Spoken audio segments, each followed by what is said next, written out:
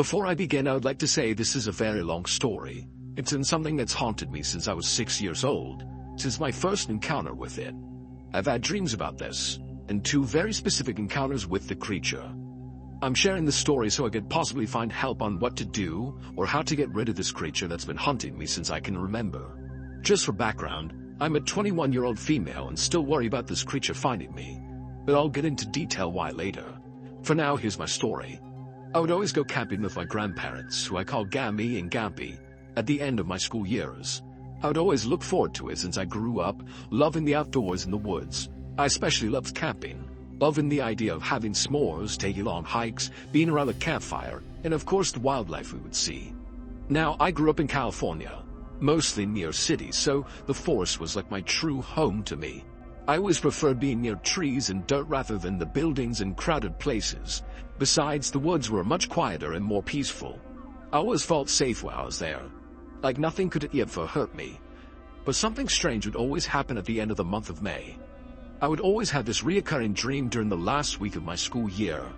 I would be in the woods, walking alone down a dirt trail. The woods were always strangely quiet. I would continue to walk this path until I saw this red fox poke its head out from behind a tree. Its eyes were always strangely human-like, but they were yellow and somehow looked like a teddy bear eyes. It would just stare at me. It wouldn't make a sound at all. It would just watch me.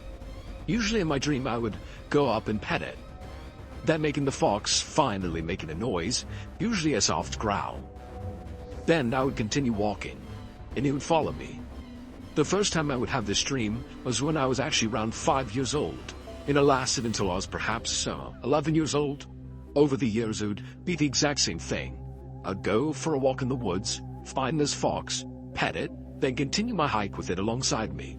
But about having this dream for the 4th time, it would start to walk behind me. That's when I started to feel uneasy about this fox. I could hear it making odd noises, but every time I went to look back, it would always just be walking like nothing was wrong, even somehow giving me a smile. Sorry to go about one dream, but I now believe that it was a warning of the creature. Now that the dream is out of the way, I can talk about my first true encounter. I was 6 years old, and I was going on a camping trip with Gammy and Gampy for about a week. Of course, I was very excited for it, being able to barely keep myself in my school seat for the last day of kindergarten. They had picked me up right as the bell had rung, and already had the camping trailer attached to Gampy's truck. I remember he drove an old red truck that only had 3 seats, me always be in the middle. It took about 2 hours to get there, another good hour to find our usual camping spot. It was deep into the woods and far from other people, as my Gammy wasn't too fond of being around other people while we camped. As they were setting up the camping trailer, I wandered around the campsite, loving to dig in the dirt for bugs. I'd sat down on the dirt and started to dig, but I noticed how strangely quiet the woods were. It was never quiet, not even in the dead of night. I thought it was odd, but being only 6, I didn't think too hard about it. As I continued to dig for bugs, however, I thought I heard my Gammy call for me. She'd always call me Sugar Booger, that being a nickname she gave me since I was born. That's what I had heard, but it sounded like she was very far away and somewhat sick. Sugar Booger. I looked up where I heard it come from, that being from the woods, but there was no way she was there because she was still unloading stuff from the truck. Even at age 6, it didn't feel right. So I walked closer to my grandparents and stayed next to them. I soon forgot about my weird encounter, though, as we began to have fun. For the rest of the day, we played card games at the campfire as we ate dinner and stared up into the stars. Always loved seeing the stars. There never been anywhere I lived at. We started to get sleepy around 9 p.m., I believe, and we started to get ready for bed. There were bunk beds that me and my Gammy would sleep on, keeping our luggage on the top bunk, and we would sleep on the bottom bunk. During my Gampy's storing, he would sleep on the couch or the trailer. I'd always sleep next to the trailer window just in case I couldn't sleep and wanted to look outside. I fell asleep pretty quickly, though. That being the last day of school and all, it was pretty exhausting. I remember waking up many hours later. It was still being pitch black outside. It wasn't weird for me to just wake up late at night, since I always have had sleeping issues. I rolled onto my side trying to fall back asleep until I heard Sugar Booger. My eyes immediately shot open as I heard my nickname being spoken, but I knew it wasn't either of my grandparents. They are both fast asleep and never were known to sleep talk before. I started to feel this horrible feeling in my gut, Like whatever I was hearing wanted to really hurt me. Even at the age of 6, I knew this wasn't normal. Then I started to hear tapping at the trailer window. It was soft, but loud enough for me to hear it.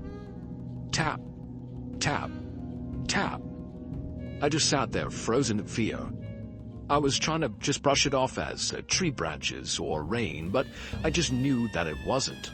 I could tell that it really was someone or something tapping on the window. Then I decided to be brave and look. Big mistake. I pulled the curtain away to only peek, and all I saw were these large, yellow eyes. They seemed glassy, yet not entirely real. They looked like a giant teddy bear eyes, but cold and unwelcoming. I remember in that moment, I panicked and quickly closed the curtains back up. I then hid under the blanket, that being the only thing I knew to do, and I saw a monster. I could feel tears falling down my face. I never had been so terrified in my life. I just crawled up into my Grammy's side and clung to her all night long. That damn tapping only getting louder and more persistent throughout the night. I don't remember falling asleep, but somehow I did. I do remember my Gampy waking me up around noon, saying how if I didn't get up quick enough, we could still go fishing. I honestly didn't want to leave the trailer at all, terrified that whatever I saw that night before would be out there. I did eventually go outside, but I was constantly looking around, horrified that whatever saw me last night would get me. My Gammy immediately knew I was scared and pulled me into a hug when she saw me, asking what was wrong. I did tell her what I saw and heard, but surprisingly, she believed me. The next thing I knew, she was telling my Gampy that we were moving campsites. It took a bit to convince him, but he did eventually start to pack up and hook the trailer onto his truck. I was put into the truck so I could properly sleep, but I just couldn't. I kept feeling that I was being watched, thinking that every little noise was that thing I saw, that if I closed my eyes even for a second, it would get me. My Gammy wasn't too far away from me when I heard it again, but this time it was my actual name, Aaliyah. In that moment, I had never seen my Gammy move so fast. She looked up into the bushes where we heard it, then to me. She then got me into the truck with me and pulled me into a tight, protective hug. I began to cry all over again, telling her how I just wanted to go back home. That's when my Gampy got into the truck, and since I was sobbing so hard to the point I was coughing, he agreed we could go home. We started to head out of the campsite, still hurt that this trip had been ruined by something. But I still didn't know that. That's when something in my head told me to look back.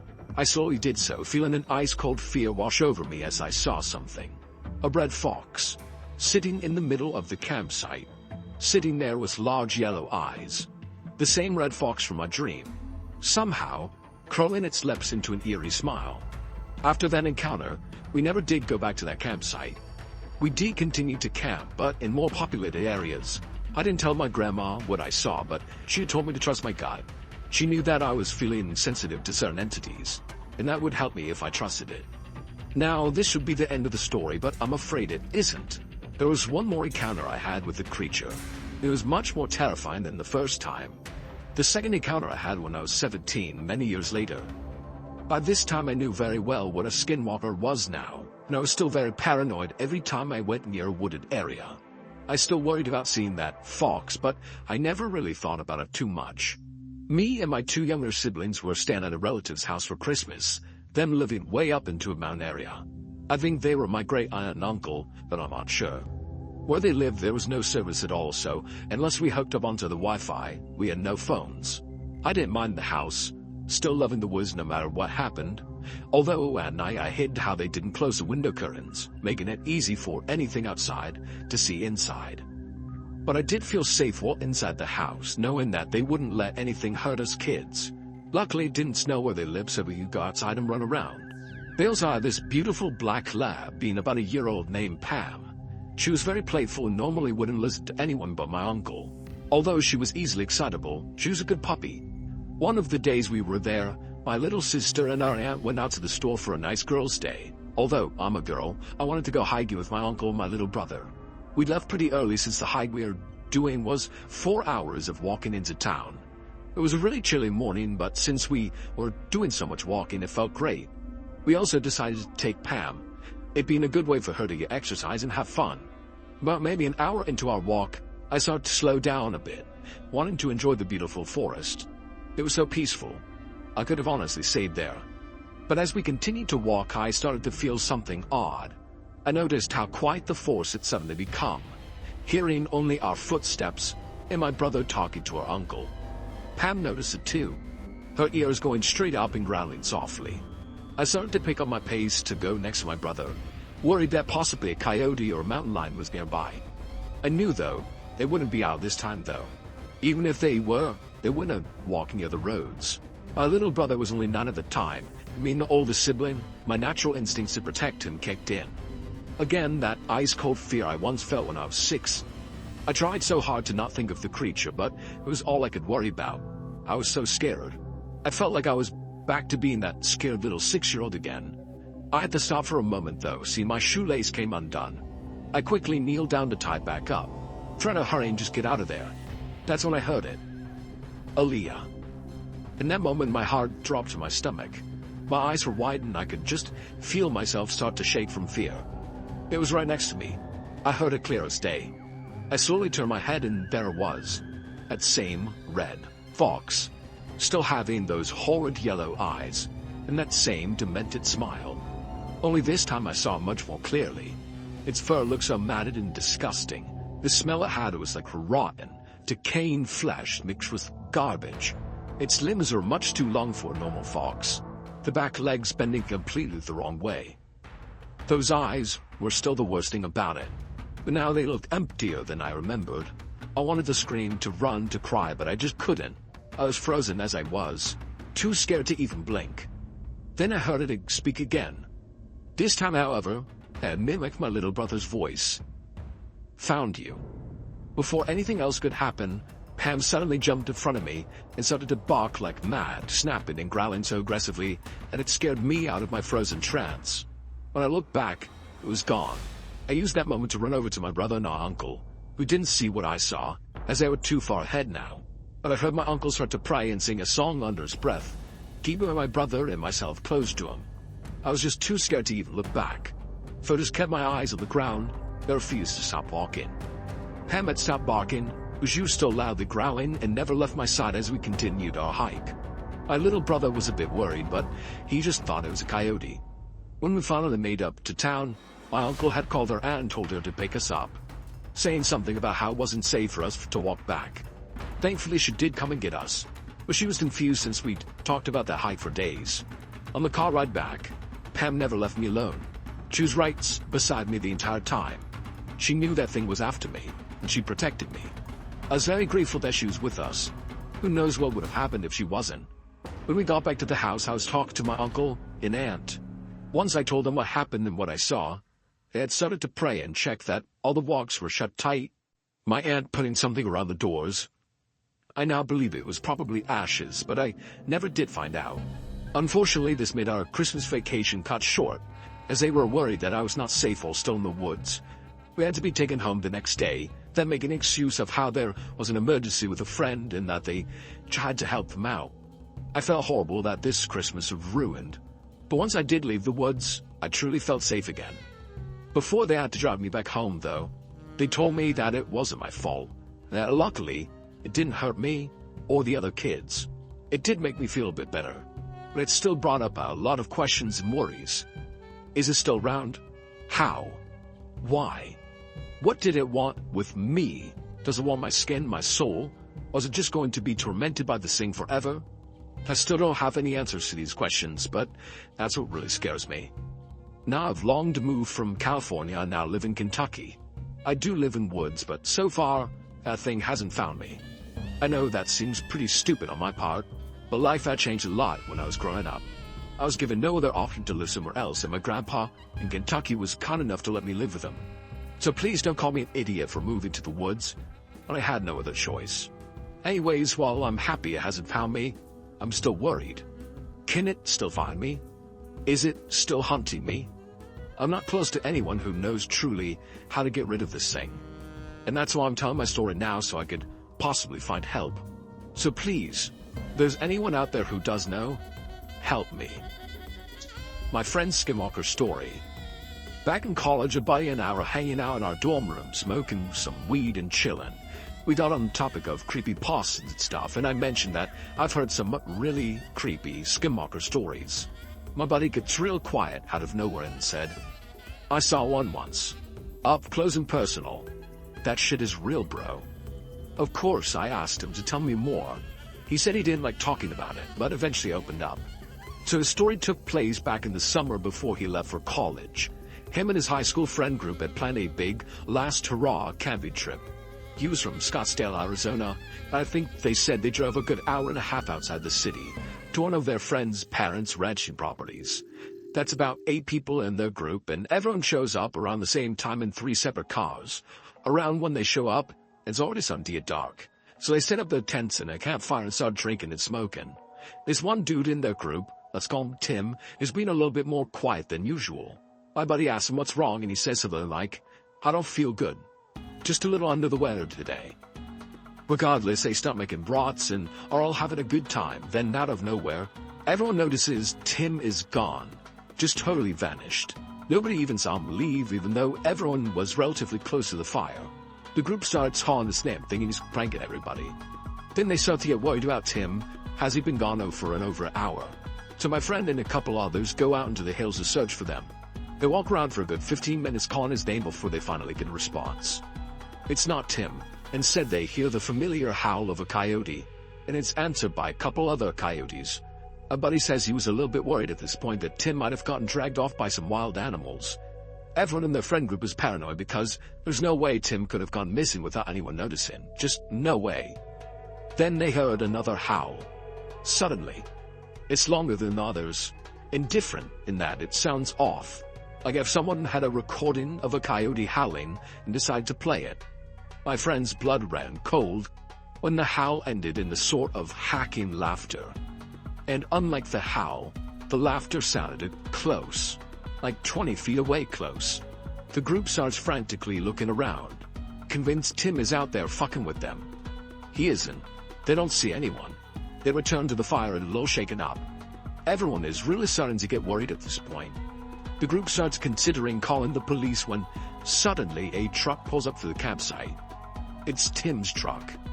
Tim steps out of it and is wondering why everyone has been freaking out. Tim says he's sorry, got off of work 2 hours late, and hurried out to the ranch as fast as he could. Here's when the group realizes that Tim didn't carpool there with anyone. As if on cue, they hear another long, drawn-out howl, just like the other one. At that point, the group noped the fuck out of there. Then it obtains a camp in a designated campground, and the night went on as normal. But my friend still says he thinks about when he asked Tim if he was alright. He claims that at the time he could definitely tell something was off about Tim but didn't think anything of it. But now he's 100% convinced that Tim was some sort of skinwalker entity impersonating his friends for shits and giggles.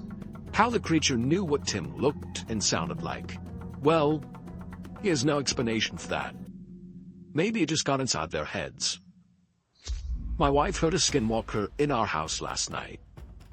Let me start off by saying that my wife doesn't believe in paranormal entities or anything of that nature. We have 3 cats, and one of them likes to be a rebel, jumping onto counters and meowing at the top of his lungs just looking for attention. He does this throughout the night, and it's a regular occurrence. Last night, after a few beers and video games, I decided it was time to head to bed with my wife. When I woke up this morning, my wife was basically attached to me with wide eyes and a nervous look on her face. I asked her what was wrong, and she proceeded to tell me what happened last night. She said that around 2:50 in the morning, she was woken up by the sound that sounded like one of her cats downstairs meowing unusually loud. After giving herself a few seconds to perk up and fully pay attention, she says that the meow sounded more like a person trying to mimic a cat, and it keeps saying hello. After meowing for 2 to 3 minutes, a loud bang came at her door. Then a notification went off that our motion sensor at our front door. When she told me this, I checked the phone, and sure enough, there was a notification for motion detected at 2:52 a.m. Asked her why she didn't wake me up, so I grabbed the gun. She said she was frozen with fear and didn't want it to hear her make a noise. We're out running errands while typing this, but something made me uncomfortable about her story. Last night I set the home security alarm around 9 p.m. We didn't turn it off till we walked the dog this morning. To make things worse, we had slept with all the animals in the room, and the door was closed. So whatever was in our house or outside the front door was not one of her animals. Obviously, the first thing that came to my mind was a skinwalker, but maybe I'm just paranoid. I checked all the rooms in the house after I got up. I'm not sure what I could have done anyways. It's very odd that my wife was scared so badly by something she doesn't necessarily believe in. We bought this house, brand new, so no one has lived here before. When I'm home alone, I do feel like I'm being watched or someone's always watching directly behind me. My wife also said that the house has given her chills since we moved in. Something is just off about it. We just got home and I went to hang up one of my shirts in the master bedroom closet when I noticed that the board that covers the attic access has been shifted a little. When I asked my wife about it, she said she's never been up there, and the builders would have placed it back in its original place before we made the purchase. I'm genuinely getting anxious just thinking about this. What could be going on? Has anyone had an experience like this, or similar at least? We're going to my mother-in-law's to get some sage. My wife said burning edge to keep whatever's around our house away. My grandfather saw a skinwalker. My grandfather told me a story once as we sat around a campfire in his backyard in the cool night of the Arizona desert. The horizon was clear, and each star twinkled in a purple sky, with a full fat moon hanging low over the mountains. His voice was raspy and gravelly, the result of a lifetime of smoking cigars and drinking whiskey. The fire danced and shined across his wide, dark eyes as he settled into his seat, ready to tell a story. Way back when I was a boy, about your age, he began. I lived outside an Apache reservation with your great-grandfather.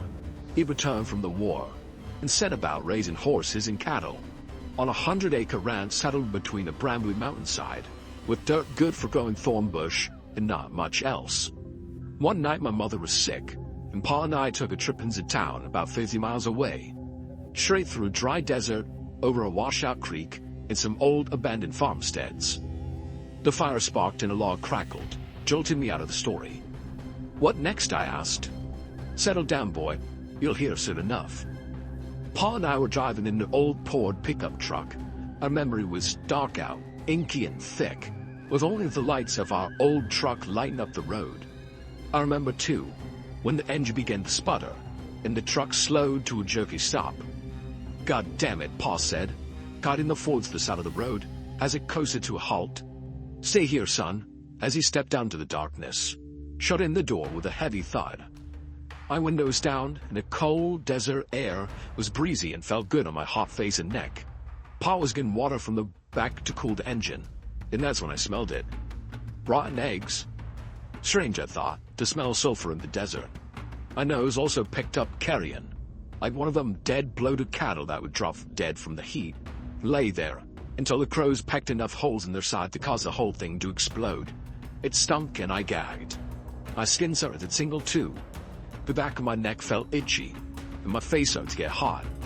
The wind stopped blowing, hung still and heavy, with the stink filling the cab. Pa, I called. Pa. Pa. No answer. My heart started beating, and I felt such a fear in me, in my bones, in my chest, boy, I tell you. I never felt fear like this, not until Vietnam, not until I saw men dying around me. I locked the door and reached over for my pa's door, and saw a shadow bound across the road, through both dim beams of light, across the partly open domed hood. Grandfather paused. He spit a fat wad of tobacco spit off to his side, and he looked pensively into the darkness. I realized I was holding my breath and I gasped for air. The night was cool, but I was sweating and clammy. Well, what happened? What about your father? What did he see? He sighed. A creature. He shook his head. You have to understand, there were legends.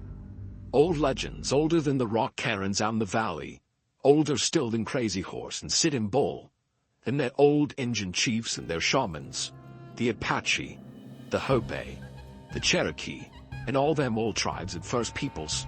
They told tales, old stories about dark Indian magic, a deal made with old spirits, of blood sacrifice, to gain power, old power, enough to fight each other, and the Spaniards. and later the white men that came for the land and woman. They called them. He paused. Grandfather took a deep breath, embodied forward into his tale.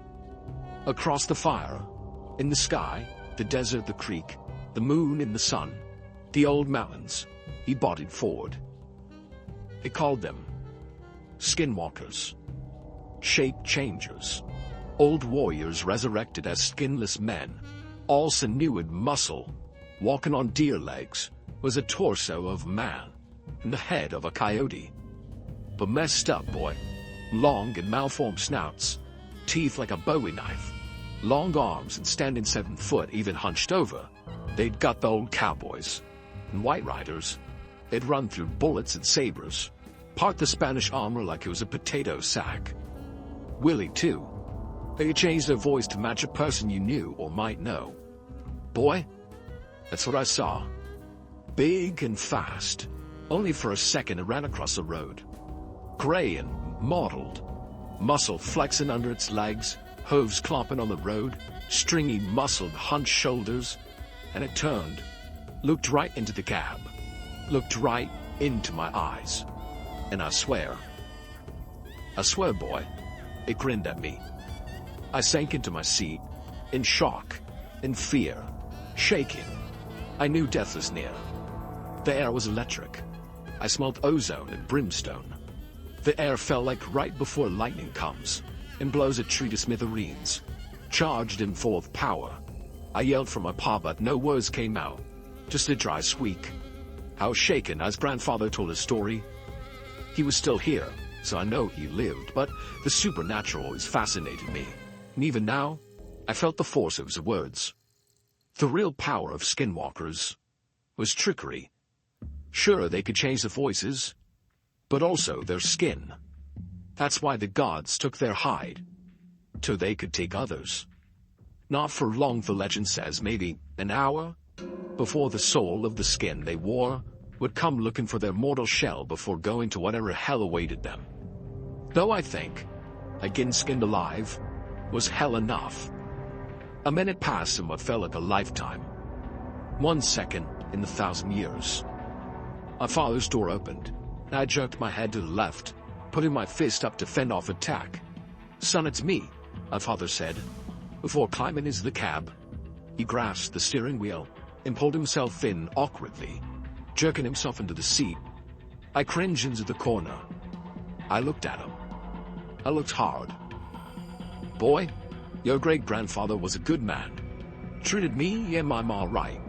He fought and saw the worst of man in Poland when he freed them all camps. Now I was taking his measure. Is this my father?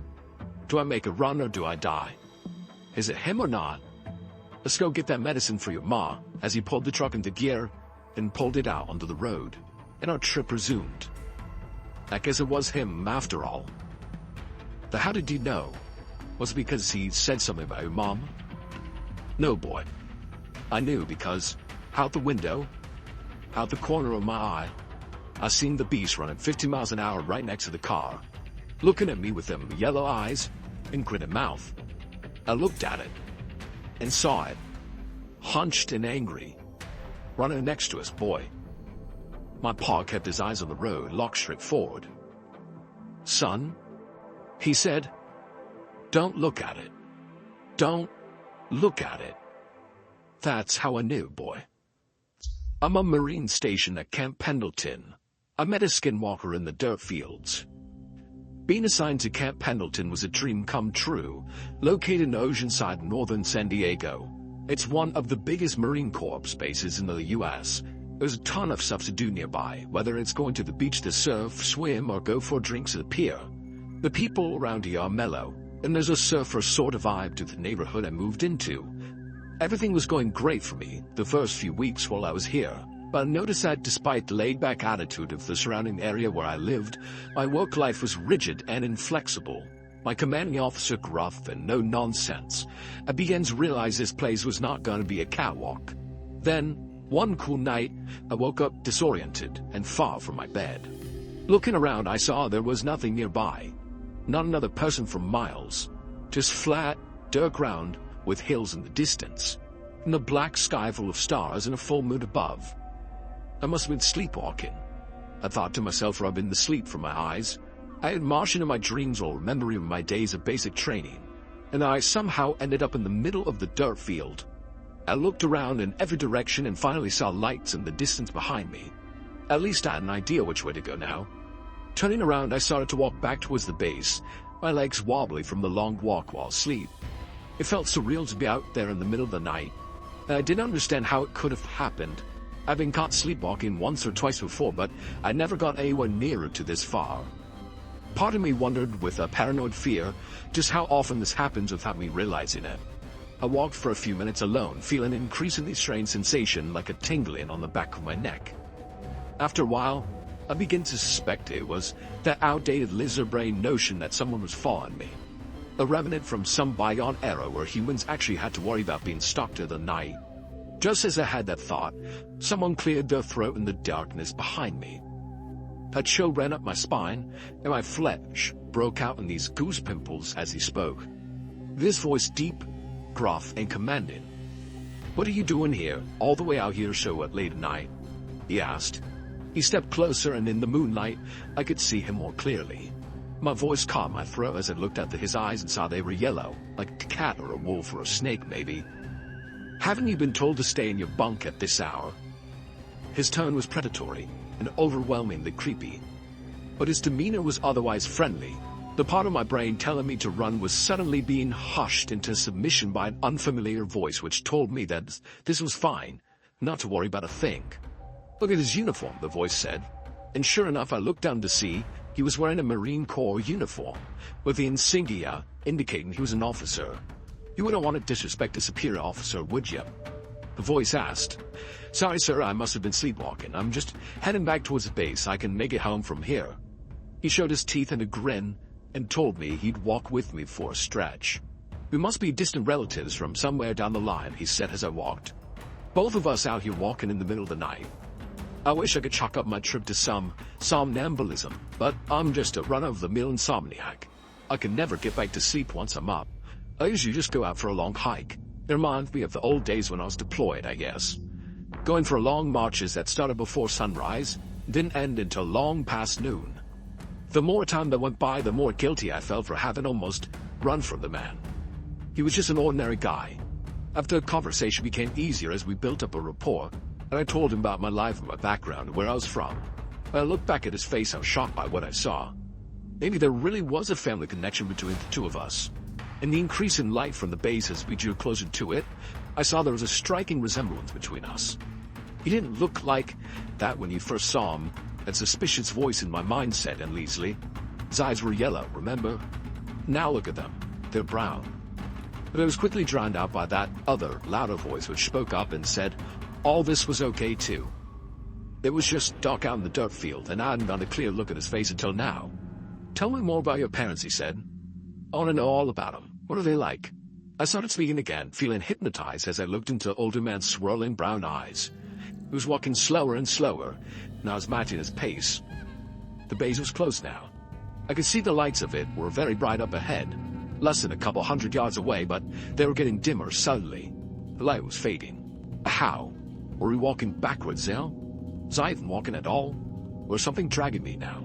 It took a few moments to shake the strange sleepwalker's haze from my vision, and I realized I'd been in a trance of sorts. When I looked at the man's face again through my half-closed eyes, I was astonished at what I saw.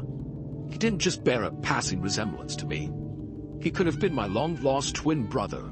His eyes were the same shade of brown, his hair close-cropped and chestnut. His jaw was defined and his nose was sharp and angular, but his smile, and his teeth, those were not like mine at all. They were pointed and long, designed for tearing flesh from bone and ripping it to shreds. He was pulling me, dragging me across the dirt deeper into the darkness again. "Who are you?" I heard myself asking. And in that second he changed completely. It wasn't like a horror movie when you see a man turn into a werewolf over a matter of few minutes. The metamorphosis was not slow and drawn out. Instead, it happened in a split second. I blinked and the man who looked like me was no longer there. In his place was an indescribable monster, tall with long limbs, pale gray skin and pitch black eyes. Its jaw unhinged as it revealed let teeth longer and sharper than those belonging to wolf or bear. It reminded me of that strange, after a white-masked creature from Spirited Away, full of hate and hunger and waiting to consume everything. It didn't appear solid. This thing looked like it was made of shadows. A shot was fired suddenly, bringing me out of my hypnotized stupor. I realized that I was being dragged away from the base. The creature had my shoulder between its jaw and was biting down so hard I could feel its grating against the bone. Another shot rang out, and as I heard a few people yelling. There were footsteps, and I heard someone approaching behind me. The thing tried to pick me up in its jaws, and it was so massive and so strong that it actually succeeded momentarily. I thrashed and punched it in its face, kicking it in the eyes. My shoulder was on fire, and my entire arm felt like it was dangling by a thread, as if it would pop off at it in a second, unhinging at the joint like a Thanksgiving turkey drumstick. And then for a second I thought it would. It popped out of socket and dislocated. The flesh began to rip and tear and bleed. The creature nearly tore my arm clean off as another shot rang out. I gave it one more good, hard kick to the face, and the already wooden monster dropped me to the ground, letting out a low moan of pain. It fell, its form turning into a dark black puddle of darkness like an oil spill, before skittering off into the night like an infinitely long centipede. It blended in perfectly with the shadows. It was gone a second later. Just as a few other Marines arrived. "Are you okay?" one of them asked, helping me to my feet. "Man, I never thought I'd live to see someone get attacked by a mountain lion. You're lucky to be alive." It took me a few seconds to comprehend what he was saying. It was so bizarre. The thing which had just attacked me looked nothing like a mountain lion. It was long and tall and humanoid with a black, wispy shroud surrounding it like a living cloak. "Man, are you blind?" the other Marine asked. "If I wasn't a mountain lion," I breathed a sigh of relief. I wasn't crazy. Someone else had seen the thing as well. It was a wolf, a big gray wolf. Man, I've never seen one so big. You sure are lucky to be alive, though, that's for sure. "Do you want us to call for an ambulance?" I shook my head. "No, I'll be fine. I can walk." I took a nervous look at both of them, as if judging for myself again, whether they were human or not. But I sighed, these two were the real McCoy. If not for them, I would have been that thing's dinner. The two of them walked me back towards the base, and I tried to decide whether I should tell them the truth, what I had really seen, but with each step we took, the memory started seeming more and more surreal and dreamlike, to the point where I even started to convince myself I had exaggerated what happened. Maybe it was a mountain lion, or a gray wolf, far from its pack, desperate for food. But no, the memories could have been wiped away, but the teeth marks were not. They were strange and totally unlike anything a wolf or a mountain lion might leave. When I went for it to the infirmary to get the bites looked at, they told me they'd never seen anything like them before. After several sets of blood cultures and antibiotics, they never did figure out what was wrong with me, or how to get rid of my symptoms, sleepwalking being primarily among them. I would get up from a hospital bed in the night, and it would take a whole team of security guards to get me back into my room. So desperate I was to escape back to the fields. I told the men I needed to get back to the dirt fields, to march. All they could do was watch as my symptoms got worse, and as black, vein-like formations began to spread from the bite wounds, like a dark plague spreading throughout my body. Everything is so cold now, and I feel like I'm losing control. I don't want to feel like this, but I can't help it. Whatever bit me, it infected me. Its contagion is spreading throughout my system, and I can no longer fight it. I get these windows of time when I'm with it enough to speak and live my life, and then I get a period of darkness where I remember nothing. They discharged me recently, leave me alone to deal with the symptoms myself. I think they're worried about having me so close to the base.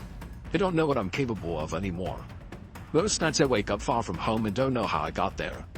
Just like that night in the dirt field, like I'm sleepwalking all over again. Except that's not what this is. This is something much worse. The dark veins are spreading up towards my neck, towards my face, making me stand out and look strange. People think they're bizarre facial tattoos, inching their way towards my skull. They keep asking me if I'm alright, as sweat pours down my reddened face and eyes dart around with nervous paranoia. The blackouts are getting longer and closer together. I don't know how much longer I have left to be me. I'm terrified of what's going to happen when those veins get to my heart, in my mind. Who knows how long I have left before I'm out roaming the dirt fields, looking for a meal. I think I encountered a skinwalker. I've no evidence, but I promise you all this story is real. Sorry for the wall of text. I've always been a bit of a skeptic. ever since I was a kid. Scary stories didn't faze me. Horror games never frightened me. Whenever I hear something weird at night, I instantly assume it's something normal, an animal or just the house settling. Despite this, something very unsettling happened to me the other day. I'm not really sure what to make of it.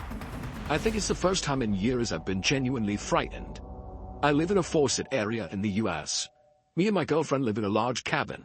And although there are roads nearby, our nearest neighbors are at least 1 kilometer away. We also have 2 cats, one of which sleeps in the bedroom with us, whilst the other goes out at night and does whatever cats do when they're out of sight. Anyway, I like to stay up late at night and sleep late into the mornings, whereas my girlfriend's an early bird. It was about 1 in the morning. I was watching crappy TV in the living room while my girlfriend slept in the bedroom. I was beginning to grow tired when I heard something outside near the cat flap. For clarity, our cat flap uses an electronic chip, so only our cats can use it. I assumed it was just one of the cats coming in or leaving the house, and I just ignored it. Then I heard it again. It sounded like something thudding against the flat. It happened several times at random intervals, until I lost my patience and decided to just go and open the door. Clearly the cat was having trouble getting in. I never thought about that at the time, but this was weird because we fed our cats well, and they're very lean rather than chubby. I passed the bedroom and peered in as I walked by to see if my girlfriend heard the noises. She was fast asleep, but the cat that sleeps with us was staring out the window. I called her name. Nothing. She kept staring. I shrugged it off and kept heading towards the kitchen. The back door through here, by the way. Anyway, so I reached the back door, saw a dog shape through the translucent flap. I sighed, expecting the cat to be out there, and opened the door. It took me a moment to open the door, and I saw the cat tense up as I opened the door. The door opened fully. I froze. It wasn't my cat. Whatever it was, it started moving before I opened it up, and all I caught a glimpse of the distorted figure, kind of like a tailless dog, bolting, I mean absolutely pelting it. I freaked out and slammed the door shut. What the hell was it? I wasn't sure. My natural skepticism kicked in, and I assumed it was just my other cat. I merely startled it. Perhaps the darkness had made it appear larger.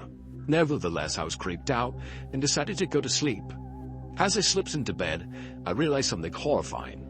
The second cat was asleep on the rug. It took me a while to get to sleep that night. Everything seemed normal until a few hours later.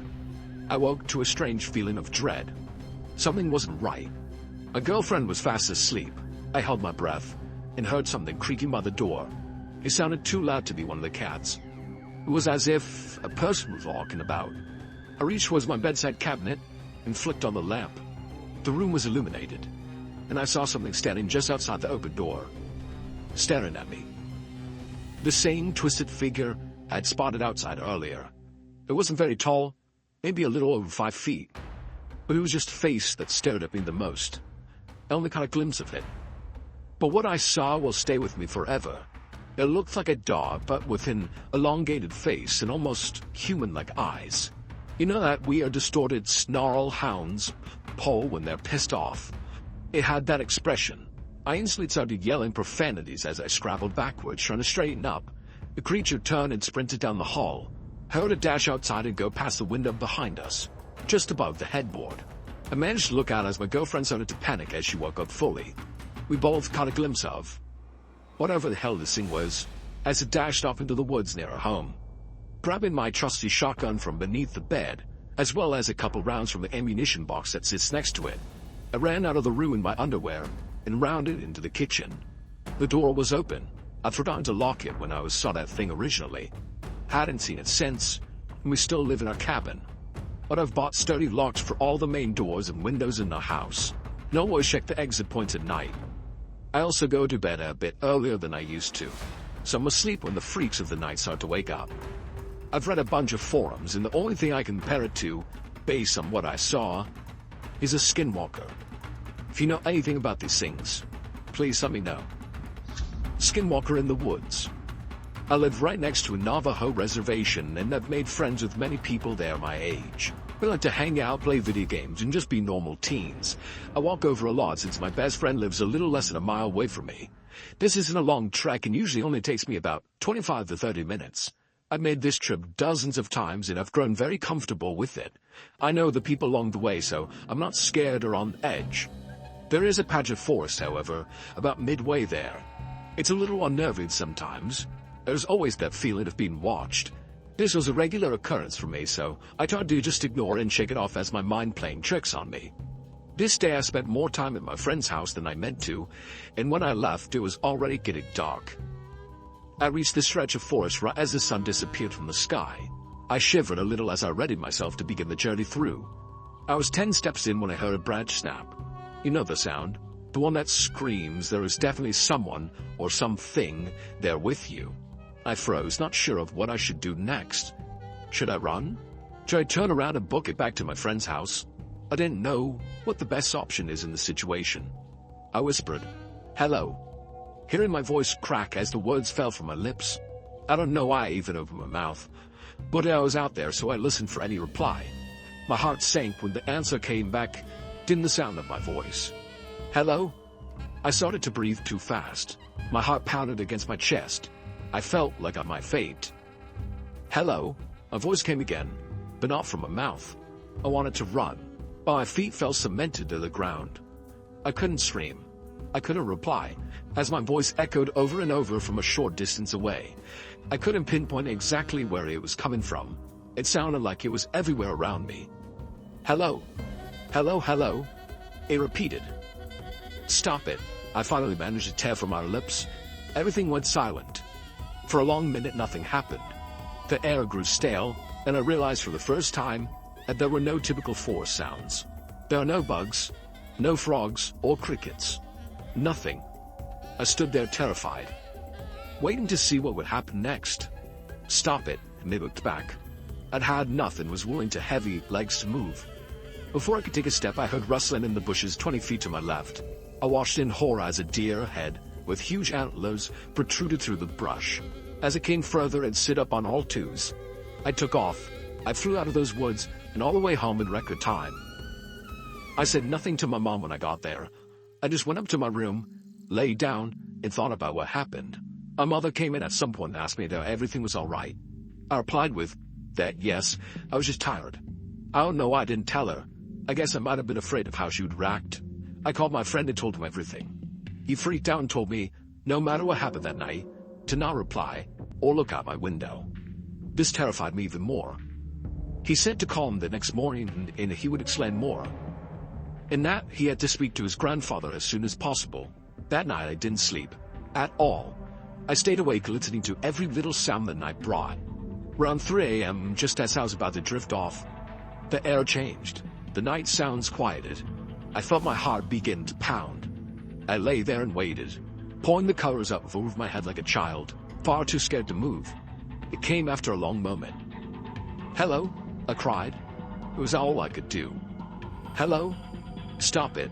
It marked what I had said in the woods again. It was terrifying enough when it copied what I said, but then it did something new. It called my name. "Amy." My mother's voice. "Amy, Amy, come here." "Hello?" "Stop it." My voice again. For the rest of the night, the creature outside my window called my name in my mother's voice and repeated what I said in the woods over and over. In the morning, when the sun broke through the dark, it finally stopped. I fell into a fitful sleep. I woke around 12 to my friend Colin to tell me he had spoken to his grandfather and could explain what happened to me. He said there was a creature they called Yi Alalushi, he who goes on all fours, or a skinwalker. He explained that it was an evil witch that used dark magic to transform into an animal with the attributes it required, and that it had caught my scent and knew me now. I was also given a warning that since it knew me, it would always follow me, that I would always have to be careful. Last night I heard scratching on my window, then a low hum. The creature began saying my name again, and also adding in things I hadn't said, in my mother's voice.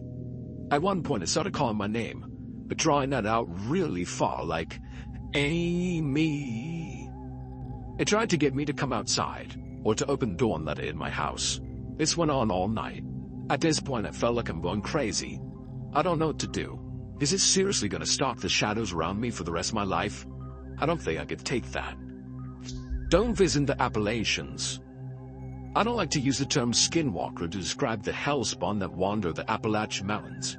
I say this because the only people that believe in skinwalkers are the ones who have actually seen them.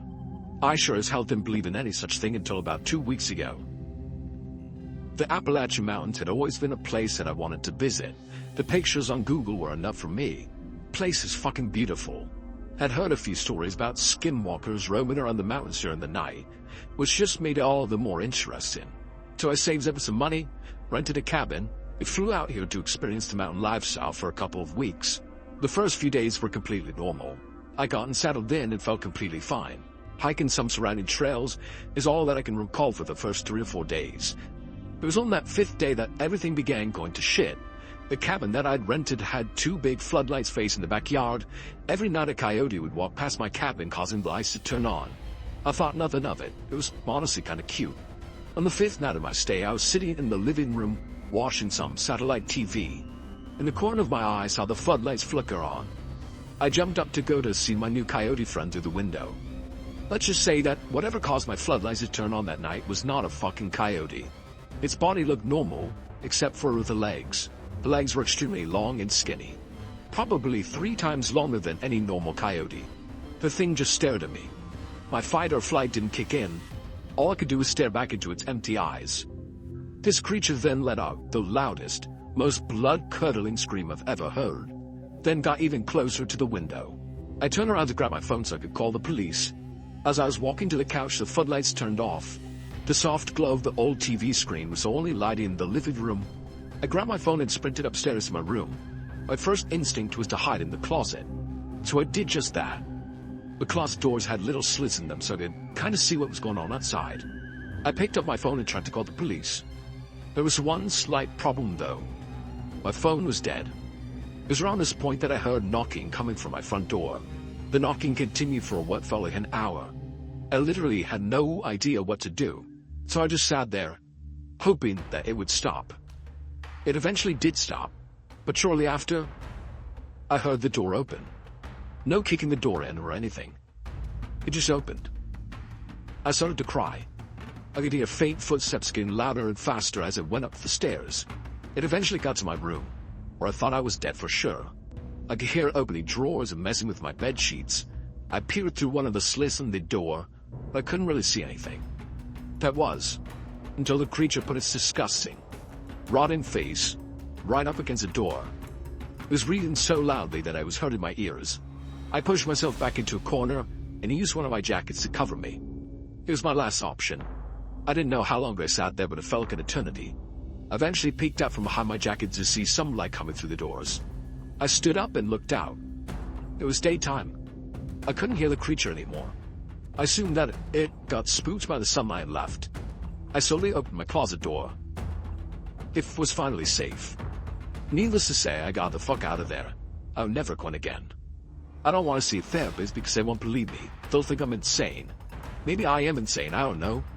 All I know is that whatever the locals of the Appalachian Mountains talk about these things, they aren't lying. Skinwalker stories from the past. This is a story my family told me when I was growing up. We live in a rural community on the Navajo reservation.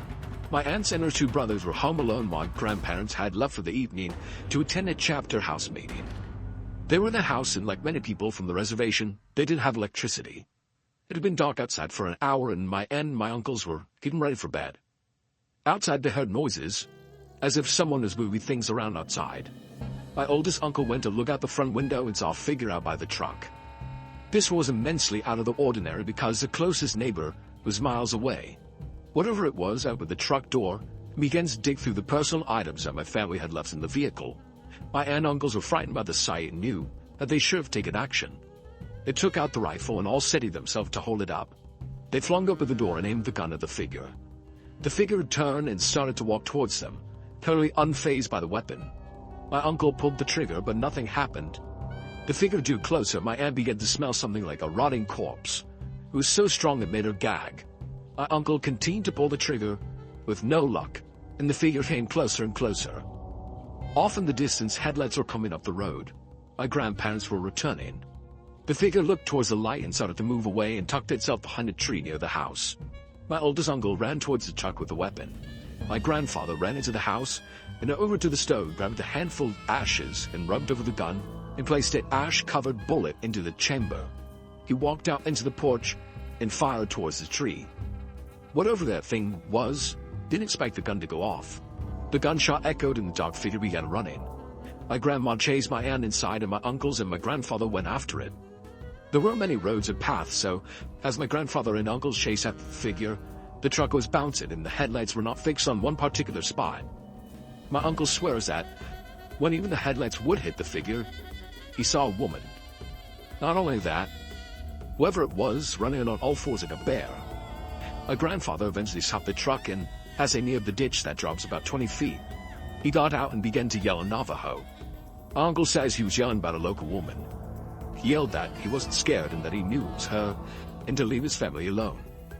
A few days passed and there was news that the woman that my grandfather was yelling about had passed. I've always been told that if you know who the Skinwalker is, say their name and it will kill them.